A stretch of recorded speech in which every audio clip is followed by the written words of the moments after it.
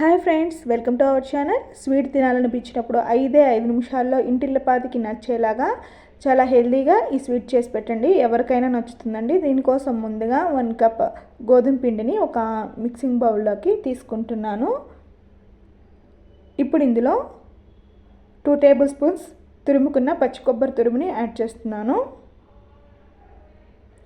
తర్వాత ఒక 1/4 కప్పు బెల్లం తురుముని ఇక్కడ యాడ్ చేస్తున్నానండి. ఇక్కడ నేను 1 కప్ గోధుమ పిండికి 1/4 కప్ బెల్లం తురుము అయితే కరెక్ట్గా సరిపోతుంది. మీకు కొంచెం స్వీట్ ఎక్కువ తినేవాళ్ళు ఇంకొంచెం యాడ్ చేసుకోండి.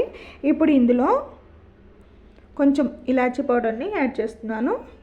ఇప్పుడు ఇందులో ఒక 1/4 కప్పు పాలని యాడ్ చేసుకొని ఒకసారి కలిపేసి తర్వాత కొంచెంగా వాటర్ని యాడ్ చేసుకుంటూ బాగా కలుపుకోవాలి. ఇక్కడ నేను కొంచెం పాలు కొంచెం నీళ్లు 2 యాడ్ చేస్తున్నాను.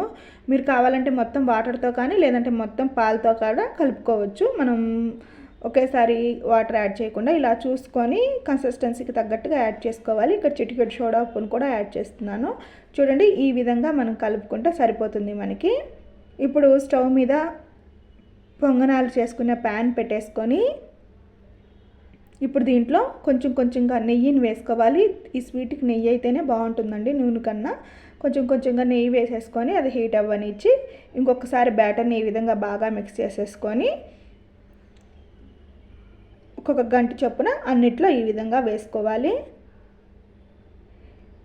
ఇప్పుడు ఈ విధంగా వేసుకున్న తర్వాత మూత పెట్టేసి స్టవ్ని మీడియం ఫ్లేమ్లో పెట్టి మనం ఫ్రై చేసుకోవాలండి. స్టవ్ మీడియం ఫ్లేమ్లో పెట్టి ఫ్రై చేసుకోవడం వల్ల మనకి లోపల వరకు బాగా కుక్ అవుతుంది.